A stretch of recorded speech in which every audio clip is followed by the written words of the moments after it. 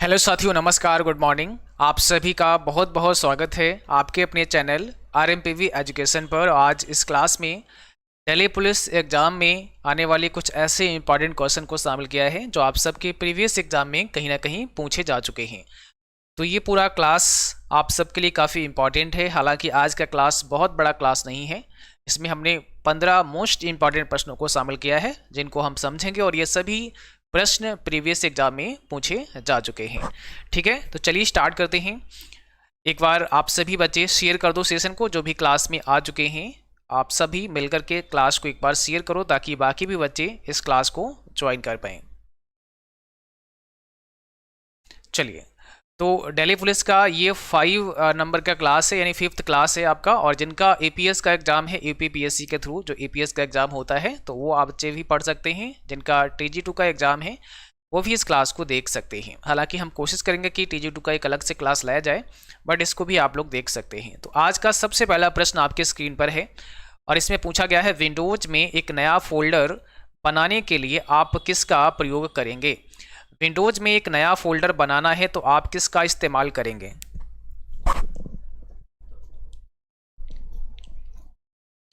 कौन सा यहाँ पे आपका राइट आंसर हो जाएगा, सभी बच्चे कमेंट में अपना आंसर लिखेंगे।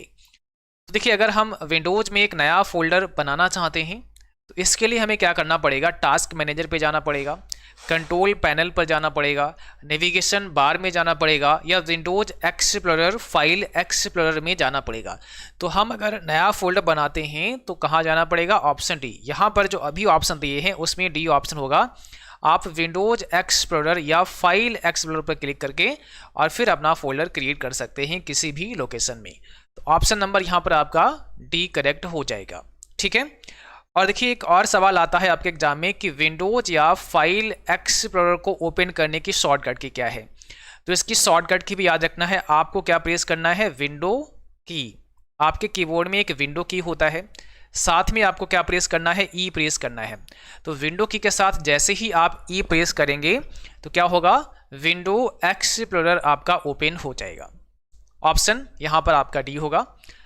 अगला प्रश्न है, दूसरा एक बात और याद रखना है, आप किसी भी नए फोल्डर को बनाने के लिए सीधे डेस्कटॉप पर भी बना सकते हैं। सीधे कंप्यूटर के डेस्कटॉप पर आप राइट क्लिक करके, माउस से राइट क्लिक करेंगे और नया फोल्डर आप बना सकते हैं। शॉर्टकट की क्या होती है फोल्डर बनाने की, तो शॉर्टकट की लिख लीजिएगा, कंट्रोल शिफ्ट प्लस एन होती है। ठीक है, ये फोल्डर की शॉर्टकट की है। आप अगर कोई भी नया फोल्डर क्रिएट करना चाहते हैं तो उसकी ये क्या है, शॉर्टकट की है। कंट्रोल शिफ्ट और एन आप दबाइएगा तो आपका फोल्डर क्रिएट हो जाएगा। तो ये सारी बातें याद रखना है। क्वेश्चन नंबर 2, किसी वर्ड प्रोसेसर में विकल्प सेव एज से क्या कर सकते हैं। आपने देखा होगा सेव एज का विकल्प होता है, तो सेव एज के ऑप्शन से, सेव एज के विकल्प से आप क्या कर सकते हैं। सेव एज के विकल्प से आप क्या कर सकते हैं, वर्तमान में खुली फाइल को केवल किसी भिन्न फाइल फॉर्मेट में सेव कर सकते हैं। वर्तमान में खुली फाइल को केवल किसी भिन्न नाम से सहेज सकते हैं। वर्तमान में खुली फाइल को किसी भिन्न फाइल फॉर्मेट में या किसी भिन्न नाम से सहेज सकते हैं, या दोनों। वर्तमान में खुली फाइल को केवल उसी नाम से सहेज सकते हैं, तो इसमें सी ऑप्शन आपका हो जाएगा। वर्तमान में खुली फाइल को किसी भिन्न फाइल फॉर्मेट या किसी भिन्न नाम से सहेज सकते हैं। यानी सेव एज, जैसे आप किसी डॉक्यूमेंट में काम कर रहे हैं, अब मान लिया आप उसको अगर आप सेव करते हैं तो जो आपने पहले से सेव किया था उसी में वो रिप्लेस कर देगा। सेव एज कब करते हैं, जब उस फाइल को हम किसी दूसरे नाम से सेव करना चाहते हैं या दूसरे फॉर्मेट में सेव करना चाहते हैं। तो वर्तमान में खुली फाइल को किसी भिन्न फाइल फॉर्मेट में या किसी भिन्न नाम से सहेज सकते हैं, या दोनों। ठीक है, तो इसलिए ऑप्शन नंबर हमारा यहाँ पे सी करेक्ट होगा। क्वेश्चन नंबर 3, निम्न में से किस फॉर्मेट में, निम्न में से किस फॉर्मेट का प्रयोग ऑडियो फॉर्मेट के लिए किया जाता है। ठीक है, यहाँ पे थोड़ा सा कहीं ना कहीं मिस्टेक है। तो निम्न में से किस फाइल फॉर्मेट यहाँ पे होगा, किस फाइल फॉर्मेट। ठीक है, किस फाइल फॉर्मेट का प्रयोग ऑडियो फॉर्मेट के लिए होता है। तो ऑडियो फॉर्मेट में कौन सा फाइल फॉर्मेट होता है, XLX लिखा हुआ है, PPTX लिखा हुआ है, MP3 लिखा हुआ है, DOCX लिखा हुआ है। अब आप बताओ ऑडियो फाइल फॉर्मेट कौन सा इसमें होगा। तो इसका सही जवाब क्या होगा, इस प्रश्न में देखो सही जवाब आपका होगा ऑप्शन नंबर सी, MP3 एक ऑडियो फाइल फॉर्मेट है। एक्सेल के लिए XLS होता है, तो ये एक्सेल का फाइल फॉर्मेट है। अगर आप एक्सेल में कोई भी तैयार करते हैं अपना डेटा, तो उसका फाइल फॉर्मेट ये होगा। ये आपका PPTX होता है पावर पॉइंट का, किसका होगा, ये पावर पॉइंट का फाइल फॉर्मेट होगा। DOCX किसका होगा, ये आपका MS वर्ड का फाइल फॉर्मेट होगा, MS वर्ड। और ये आपका क्या है, एक ऑडियो फाइल फॉर्मेट है। ठीक है, तो ऑप्शन नंबर यहाँ पे आपका सी करेक्ट हो जाएगा। क्वेश्चन नंबर 4, निम्नलिखित में MS Excel फंक्शन का आउटपुट क्या होगा। अब ये जो MS Excel का फंक्शन यहाँ दिया गया है इक्वल फ्लोर 34,5, इसका आउटपुट आपसे पूछा है। अगर आप इसी फार्मूले को MS Excel में यूज़ करते हैं तो इसका फाइल फॉर्मेट क्या बनेगा। देखिए यहाँ पे इक्वल दिया गया है, फ्लोर दिया गया है, और यहाँ पे 34,5 दिया गया है, फ्लोर 34,5। तो अब जरा देखो, जब कभी भी फ्लोर फंक्शन दिया होगा तो ये जो पहली वाली वैल्यू आपकी है, यहाँ पे जो फर्स्ट वैल्यू है, इसको थोड़ा ध्यान से समझिएगा। यहाँ पर जो आपकी फर्स्ट वाली वैल्यू है, ये जो वैल्यू है, ये वाली वैल्यू है, ठीक है ना, इसको डिवाइड करना है सेकेंड वैल्यू से। तो 5 से 34 को आप डिवाइड करेंगे। अगर ये पूरा पूरा डिवाइड हो जाता है तो यही आपका आंसर हो जाएगा। तो 5 से 34 को अगर आप डिवाइड करते हैं तो ये पूरा पूरा डिवाइड नहीं हो पाता है। ऐसी कंडीशन में अगर फ्लोर लिखा होगा तो एक नंबर कम करके देखेंगे। यहीं पर अगर कभी सीलिंग लिखा हुआ मिलेगा तो एक नंबर प्लस करके देखेंगे। तो 34 में एक नंबर कम करेंगे तो 33 हो जाएगा। क्या 5 से 33 आपका डिवाइड होगा, तो ये भी नंबर नहीं होगा। तो एक नंबर और कम करेंगे, 32, 31, 30। तो 30 वो आपका आंसर होगा, मीन वो नंबर होगा जो डिवाइड हो जाएगा 5 से। ठीक है, तो इसलिए यहाँ पर आपका जो करेक्ट आंसर बनेगा वो क्या बनेगा, ऑप्शन नंबर सी बनेगा 30। यानी यहाँ पर हमें ये देखना है कि कौन सा नंबर इस सेकेंड नंबर से जो यहाँ दिया है 5, इससे डिवाइड हो जाएगा। और शर्त ये है कि जब फ्लोर होगा तो घटते क्रम में देखना है, सीलिंग होगा तो बढ़ते क्रम में देखना है। ठीक है, अगर यहाँ पर सीलिंग दिया होता तो इसका सही जवाब हो जाता 35 हो जाता, बट अभी 35 नहीं कर सकते हैं, कम करेंगे तो 30 हो जाएगा।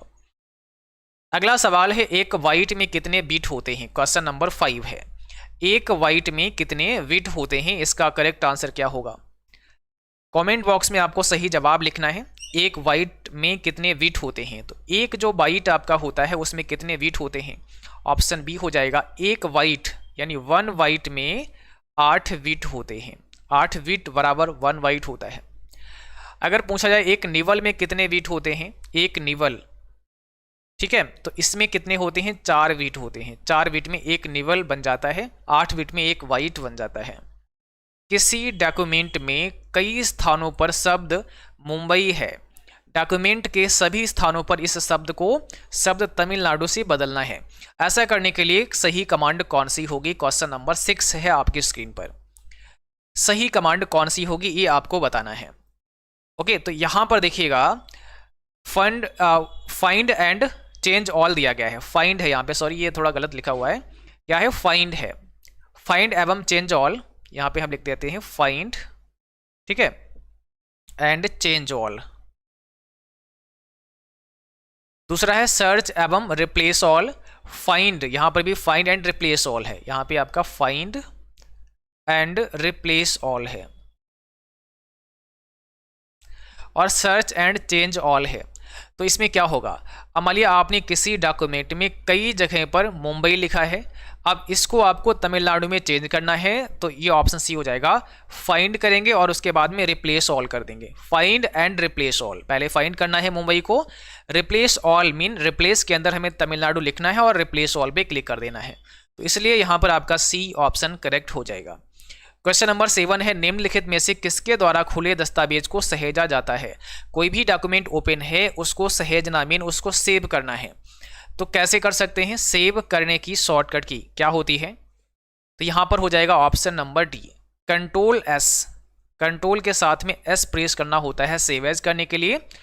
और अगर आपसे पूछा जाए कि सेव एज करने की शॉर्टकट की बताओ, सेव हो गई है, सेव एज की शॉर्टकट की MS ऑफिस में क्या होती है, तो ये होती है F12। आपको F12 प्रेस करना है, सेव एज का डायलॉग बॉक्स ओपन होगा, कंट्रोल एस से सेव हो जाएगा। ये दोनों शॉर्टकट की बहुत इंपॉर्टेंट हैं, तो इसको याद रखना है। क्वेश्चन नंबर अगला आपके स्क्रीन पर है, क्वेश्चन 8 में कह रहा है प्रेजेंटेशन के प्रत्येक स्लाइड में आप अपनी कंपनी का लोगो उपयोग करने के लिए क्या करेंगे। प्रेजेंटेशन के प्रत्येक स्लाइड में आप ये चाहते हैं कि आपकी कंपनी का लोगो वहां पर डिस्प्ले हो, प्रत्येक स्लाइड में लोगो लगना चाहिए।